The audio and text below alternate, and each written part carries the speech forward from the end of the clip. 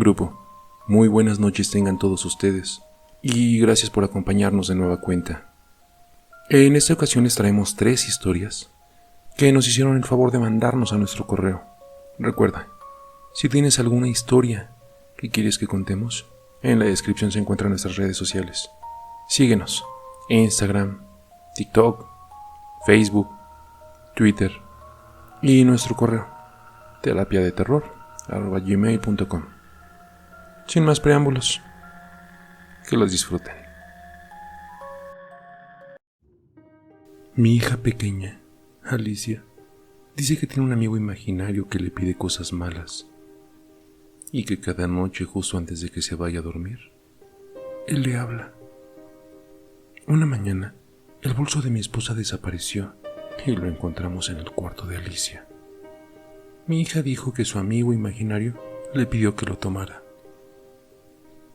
Poco después, escondió un tornillo oxidado en uno de los zapatos de su hermanastro. Sus pies se infectaron gravemente después de que siguió con él. Así que una vez más, insistió con que su amigo imaginario le pidió que lo hiciera. Pero entonces, mi hija llevó las cosas más lejos de lo que creí que podía. La semana pasada mi esposa se accidentó en un auto. Y sí, murió. Un detective me llevó a la comisaría para ser interrogado. Me dijo que los frenos del auto de mi esposa habían sido manipulados. Y bueno, es obvio que iban a interrogar al esposo primero. Siempre es así. Pero yo no lo hice.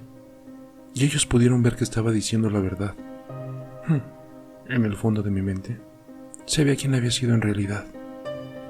Mi hija trastornada. Cuando los detectives preguntaron que si había alguien que pudo haberle hecho eso a mi esposa, dije que no, porque no quería perder a mi hija. Ahora estoy sentado en mi cuarto a solas. Mi esposa está en la tumba y su hijo regresó a vivir con su padre. Mientras tanto, mi niña está en su cama, en una habitación anexa a la mía. Me acuesto en el piso, al lado del conducto que conecta al conducto que está dentro de su armario, y le hablo con esa voz profunda que he llegado a perfeccionar. Alicia, soy yo. Has hecho un buen trabajo. Eres una niña muy lista. Ahora tú y tu papá podrán vivir a gusto, sin la perra de tu mami y su hijo malagradecido. Créeme, serás mucho más feliz así.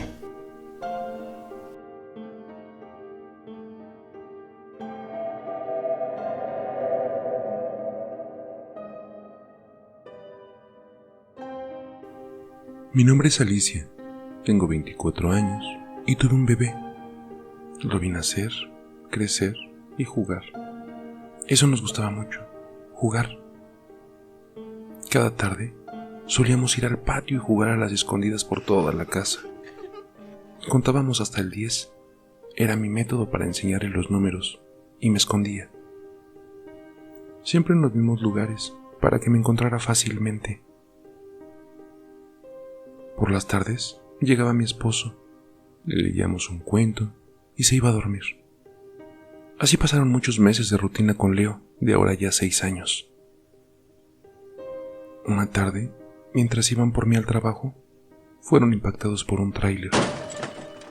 Jamás llegaron por mí. Más bien, yo fui por ellos. Sentí que el alma se me iba. Mi esposo murió por las flamas del accidente y mi hijo tenía quemaduras de 3er grado por casi todo su cuerpo. No me dejaban verlo mucho, solo me decían cómo estaba. De todas las vueltas que daba, ni siquiera pude ir al funeral de mi esposo. Su familia me odiaba por eso, pero no entendían que así como ellos perdieron a un hijo, yo podía perder al mío. En el trabajo no me tuvieron consideración y me corrieron. Y a las 3 semanas, mi hijo muere. Ni siquiera tenía dinero para el funeral. Me dieron su cuerpo cremado en una cajita. Dejé las cenizas en una parte de la sala y me acosté por muchos días. Deseaba con todas mis fuerzas que regresara. Suplicaba a Dios y a Satanás para que hicieran algo. El de arriba nunca respondió, pero yo creo que el de abajo sí. Me encuentro escondida en el armario.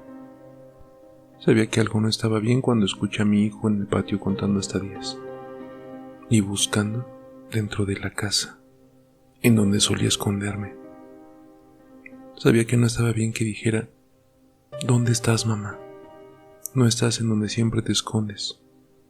Ya sal de ahí. No sé qué sea esa cosa, pero no es mi hijo, porque me encuentro abrazando su cajita con sus cenizas adentro. No sé si me he vuelto loca. No sé si sea un demonio. No sé si sigo aquí, pero dejo esta carta como prueba de mi existencia.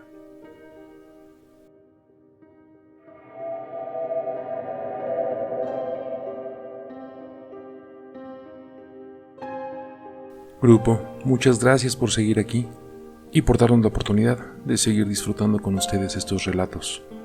Queda uno más, pero recuerden, suscríbanse si no están suscritos. Denle la campanita para que les lleguen todas las notificaciones de cuando subamos algún nuevo video. Pero sobre todo, ayúdenos a compartir. Recuerden, es la mejor forma de ayudarnos.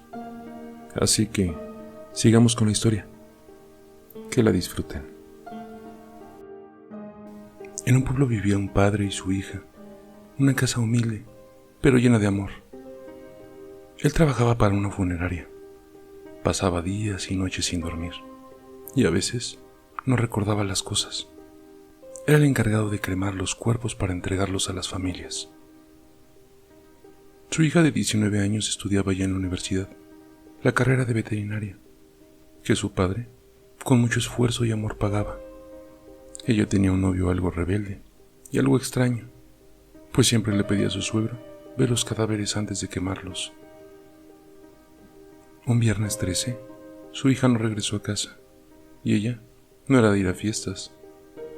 Jamás llegó tarde a su casa, por lo cual su padre inmediatamente llamó a la policía.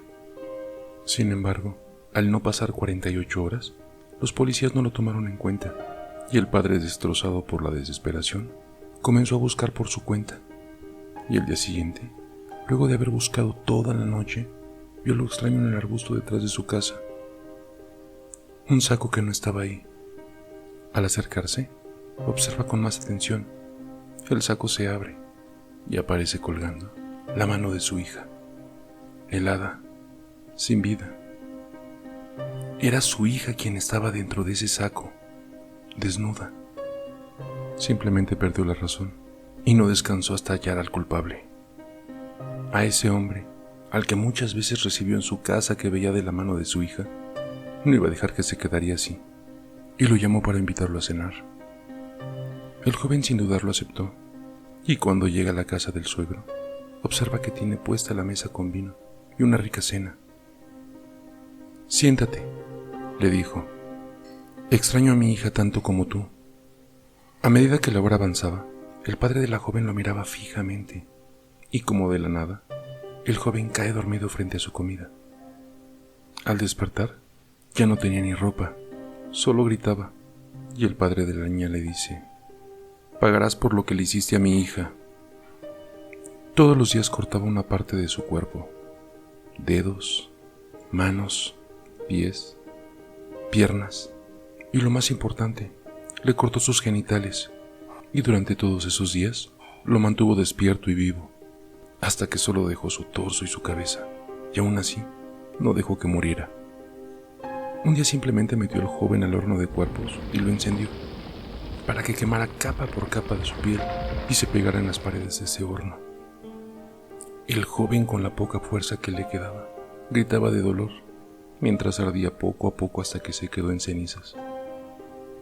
Y justo en ese momento entra la policía, incrédulos por lo que veían. Solo le dijeron que no fue quien asesinó a su hija. Fue él mismo, en un arranque de locura, solo que no lograba recordarlo.